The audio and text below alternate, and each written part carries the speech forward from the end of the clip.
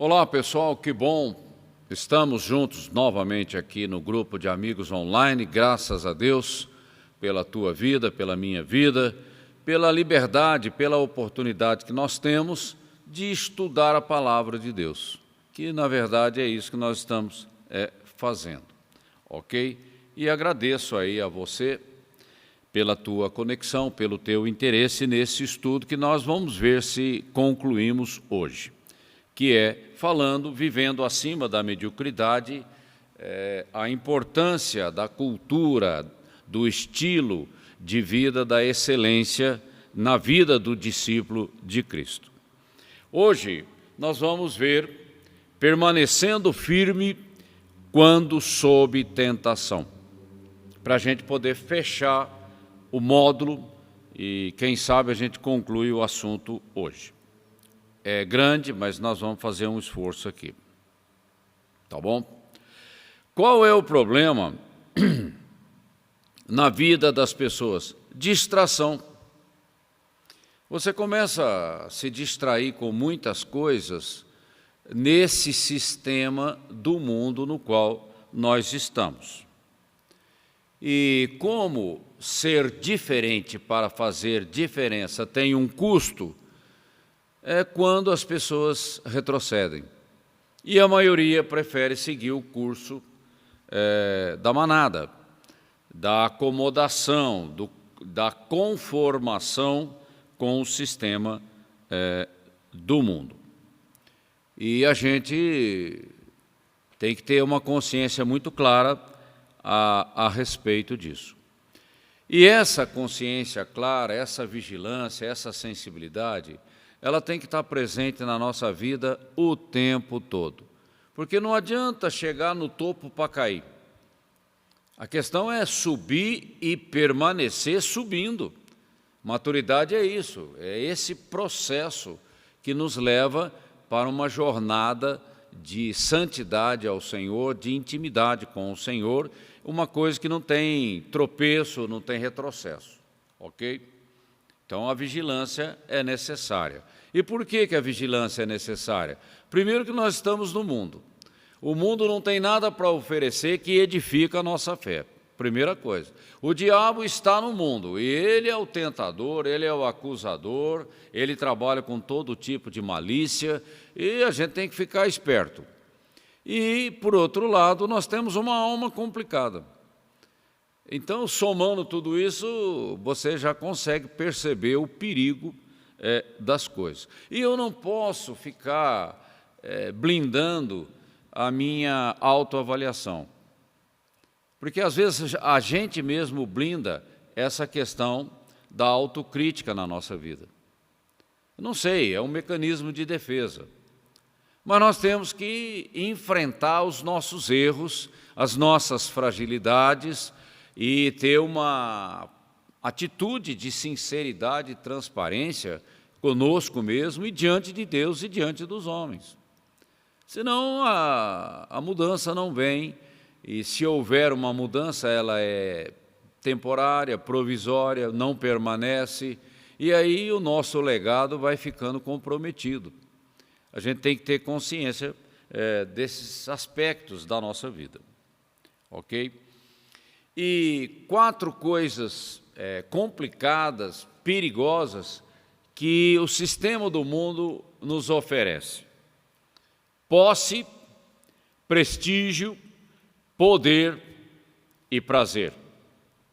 Para trabalhar no nível dos sentidos do velho homem, é isso que o mundo oferece, e são essas coisas que os demônios utilizam para trazer uma sedução, um fascínio, um encantamento, né, na nossa vida. E a gente tem que prestar atenção nisso. Por quê? Torne-se rico. O dinheiro abre portas que você nem imagina, não é? Torne-se bem conhecido, visibilidade, aquela coisa de prestígio, né? Impressionar um grande número de pessoas. Controle tudo, ou seja, poder. E fique satisfeito, ou seja, uma vida de prazer, satisfazendo os desejos da nossa alma. Então, o diabo está manipulando e usando isso o tempo todo. E são armadilhas. E se você é passivo, é ingênuo, não tem um contrapeso bem estruturado dentro de você, e esse contrapeso vem da palavra cravada no nosso coração, você vai acabar mordendo a isca. E aí vem a queda, aí vem o escândalo, aí vem a confusão, aí vem a frustração. Então a gente tem que manter uma posição firme, uma resistência corajosa com relação a esse processo de tentação. Nós já falamos por mais de uma vez desse assunto aqui com vocês, ok? Vigilância significa o quê? Estar atento, prestar atenção, estar focado, estabelecer prioridade, ser uma pessoa centrada, determinada. Isso é vigilância. E o contrário disso é distração. Aí você vai no embalo, e no embalo você vai acabar numa situação confusa, frustrante e prejudicial. E nós temos que chamar a atenção sobre isso. E o exemplo que é dado aqui na apostila é o exemplo de Sansão. Está lá no livro de Juízes, que você pode depois ler com calma e conhecer nos detalhes a história de Sansão.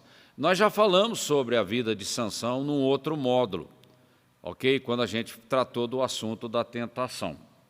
Aqui eu vou só dar umas pinceladas e depois, com calma, você pode ler a apostila ou ler o livro de Juízes para se inteirar da história de Sansão.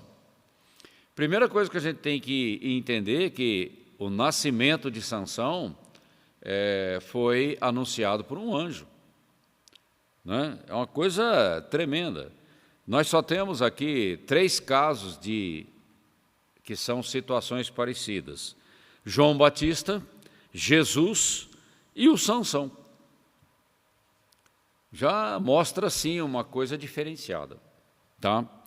E ele nasce com um propósito, um voto de Nazireu com uma missão, a missão de começar um processo de libertação do povo de Israel do domínio, da influência dos filisteus. É assim, Deus já programou isso, né? Porque a mãe era estéril, os pais oravam a Deus pedindo um filho, e Deus ouviu a oração. E eles estavam ali no meio dos filisteus, debaixo de opressão, mais de 40 anos de opressão. E Deus ouviu a oração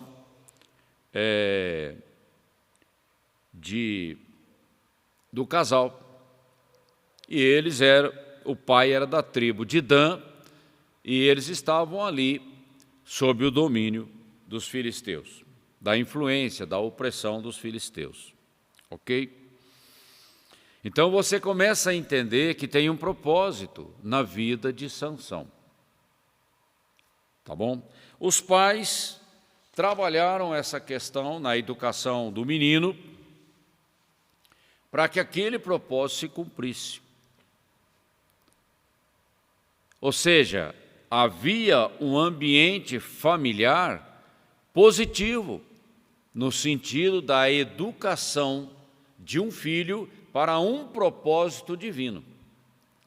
Eles podiam não entender tudo, mas mais ou menos eles sabiam qual era a direção. E a questão do voto de Nazireu na vida deles, na vida do Sansão. Porque aquela força sobrenatural que Sansão tinha, vinha de um sinal que Deus havia colocado na vida dele, a questão dos cabelos. Depois você pode se inteirar desse assunto. E isso é um segredo de Estado. Essa aqui é a verdade. Você não pode sair por aí dizendo o fundamento daquilo que Deus colocou na tua vida, porque você tinha que guardar segredo disso, porque os inimigos se levantam para saber de onde que vinha aquela força, uma força extraordinária. O inimigo não perde tempo, ok? Então, mas é algo que me chama a atenção, é que provavelmente os demônios estavam ali quando foi estabelecido o voto de Nazireu, e ele sabe o que significa isso, mas os filisteus não sabiam.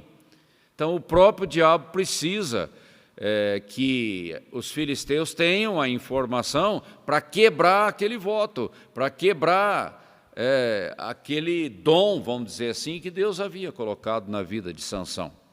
É interessante a gente perceber essas coisas. Tá bom? E ele cresceu num ambiente favorável. Só que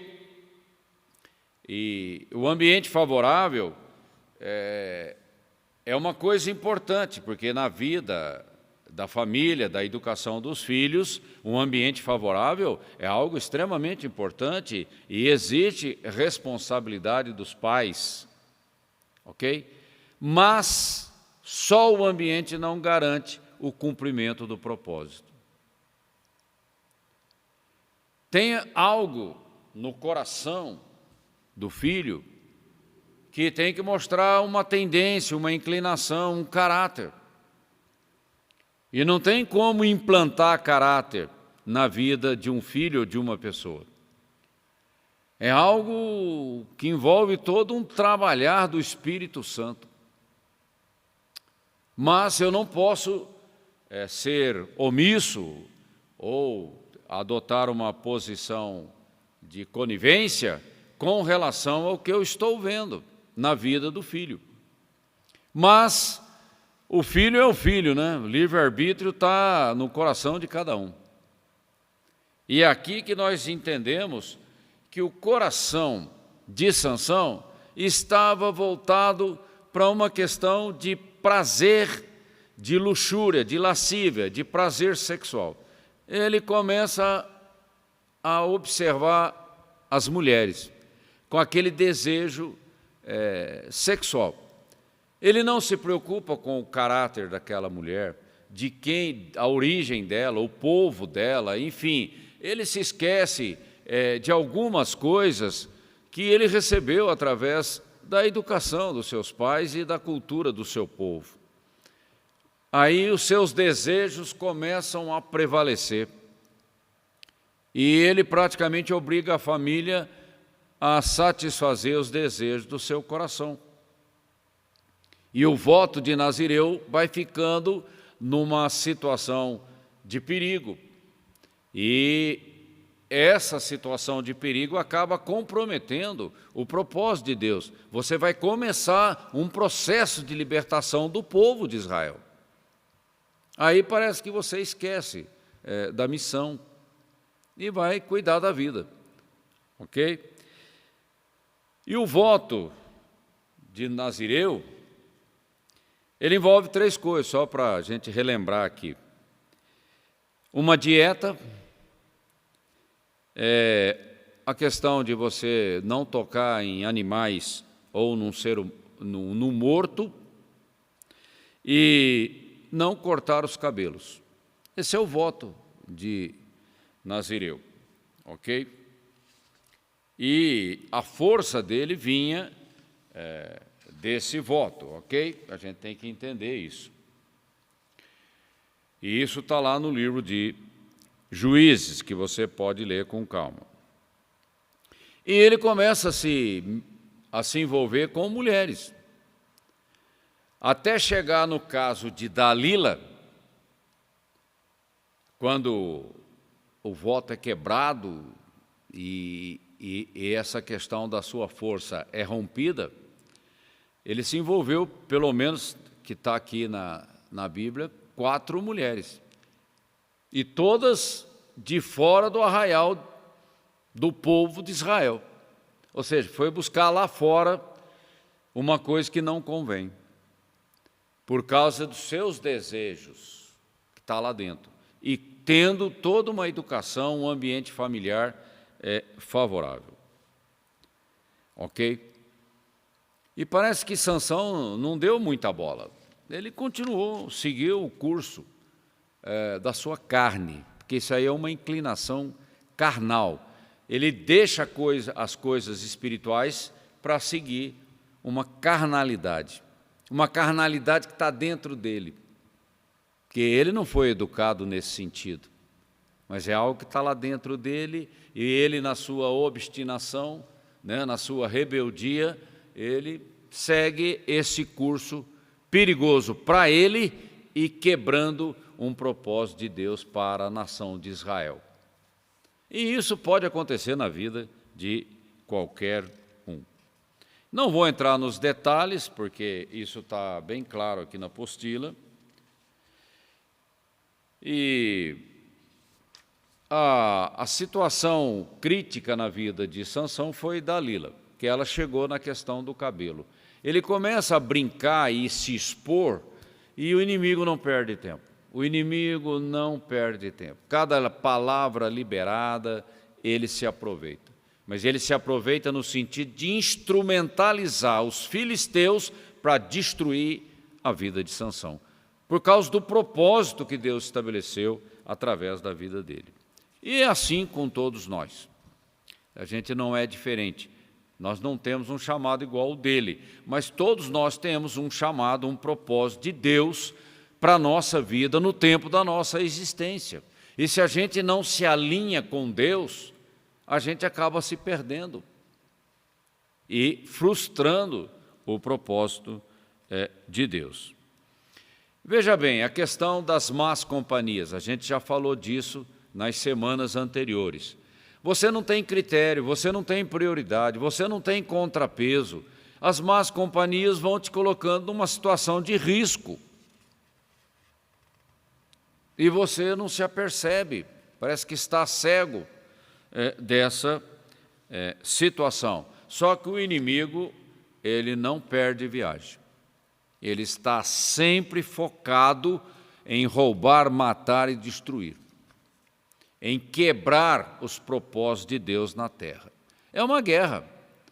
E nós estamos no meio dessa guerra. Ok? Então nós temos que tomar cuidado, é aquilo que eu tenho dito, o pecado não está lá fora, o pecado está dentro de mim. Lá fora só está a isca.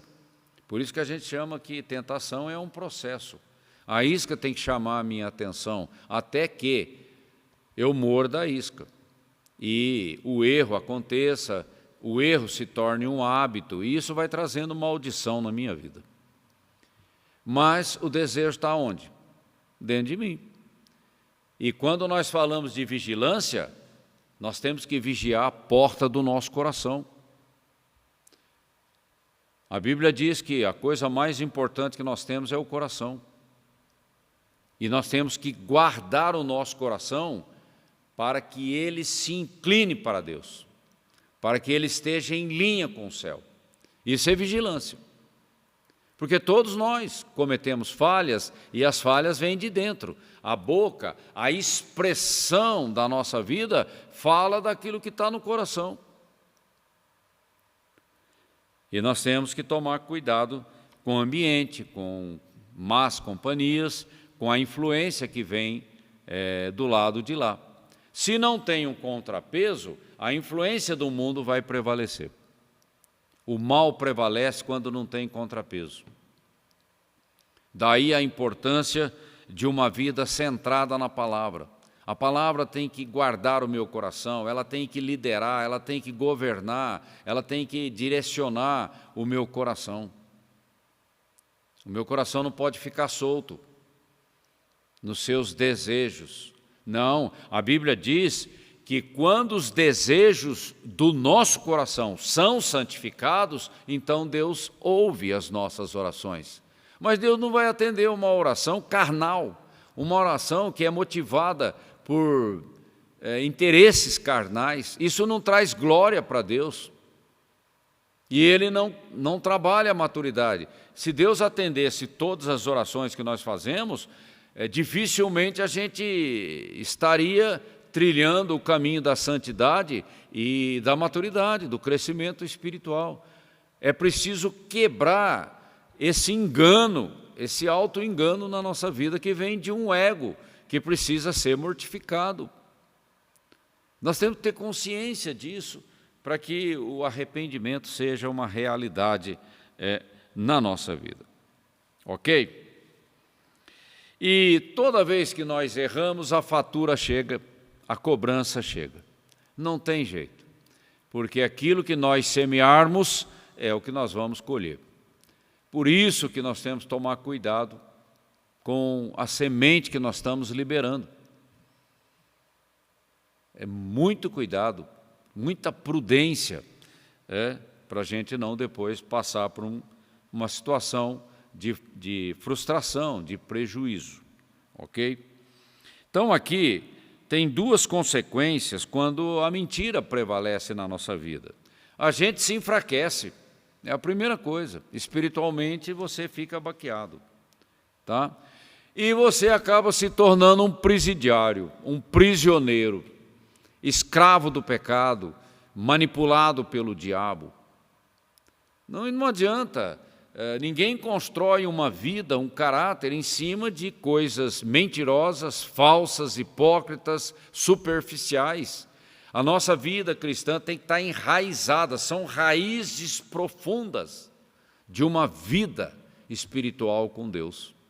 E a palavra e o Espírito Santo trabalham juntos, porque o material do Espírito Santo é a revelação da palavra escrita ou falada para a nossa vida. Nós não podemos abrir mão disso, ok?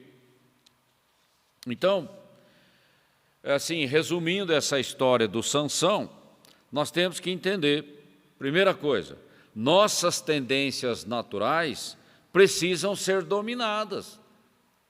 Não é porque tem um desejo, tem um instinto, que ele vai governar a minha vida. Não, de maneira nenhuma. Você tem uma vontade livre e você deve exercer a sua vontade. Nosso tempo de lazer precisa de prudência, de vigilância. O que eu faço com muitas horas da minha vida gastando no quê? A gente tem que estabelecer prioridades. Se não tem conteúdo espiritual, se aquilo não me edifica, se aquilo não traz paz, gozo ao meu coração, é laço, é pedra de tropeço. Então eu tenho que tomar cuidado. Para onde eu estou olhando, onde eu estou frequentando, para quem eu estou olhando, para que eu estou ocupado com algumas coisas. Eu tenho que estar questionando essas coisas, porque nós vivemos para o louvor da glória de Deus. Mas aquilo que nós estamos fazendo glorifica a Deus? Desenvolve o meu caráter? Abençoa do ponto de vista da eternidade, abençoa a vida das pessoas? Ou eu estou apenas gastando a minha vida? Deixa a vida me levar. Não é assim que funciona, não. Tem que ter prioridade nisso. Nossas companhias precisam ser bem selecionadas. Com quem que você anda? Com quem que você está gastando tempo? Com o quê? Com quem? Eu tenho que começar a questionar essas coisas na minha vida. Nosso voto diante de Deus tem que ser mantido, porque senão você nunca vai desenvolver um caráter fiel, porque você vive amarelando. A circunstância muda, você muda o voto.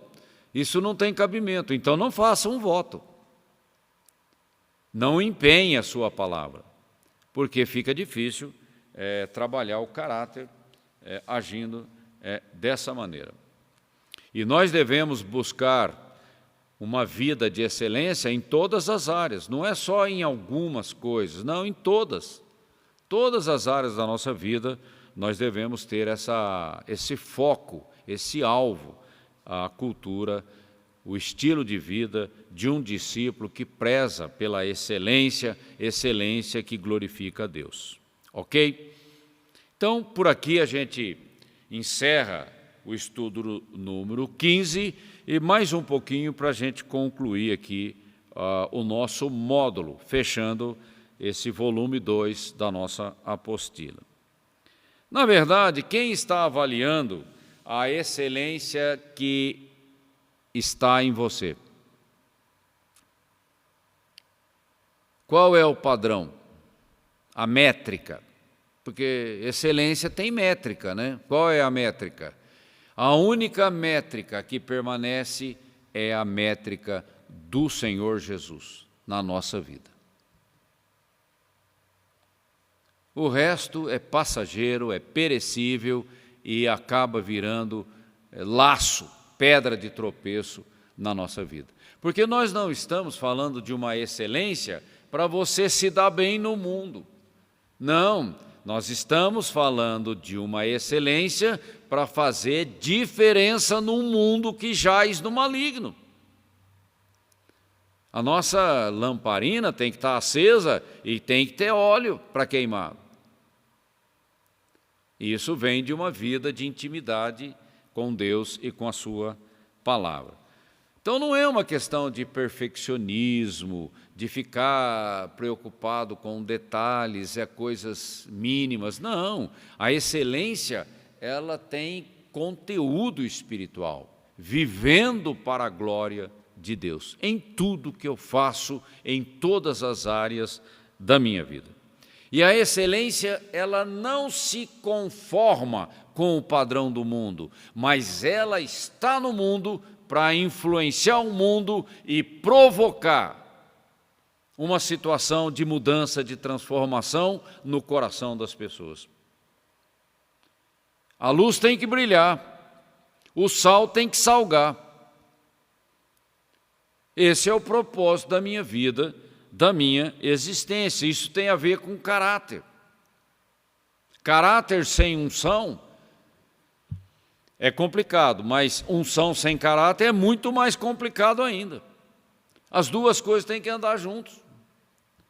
Uma pessoa de caráter e uma pessoa ungida, cheia do Espírito. As duas coisas andando juntas, estão linkadas, ligadas entre si.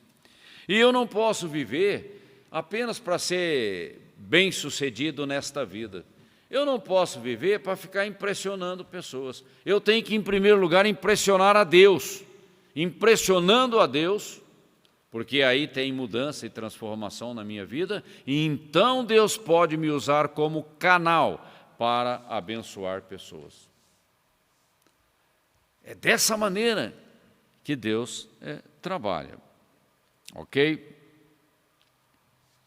E não é seguindo o curso da maioria que eu vou atingir a maturidade, a excelência. Não, eu tenho que seguir a Cristo. E eu vou seguir a Cristo seguindo a palavra. Eu tenho que guardar a palavra no meu coração para não pecar contra Deus. Essa é a cultura da excelência, a cultura da santidade. Ok?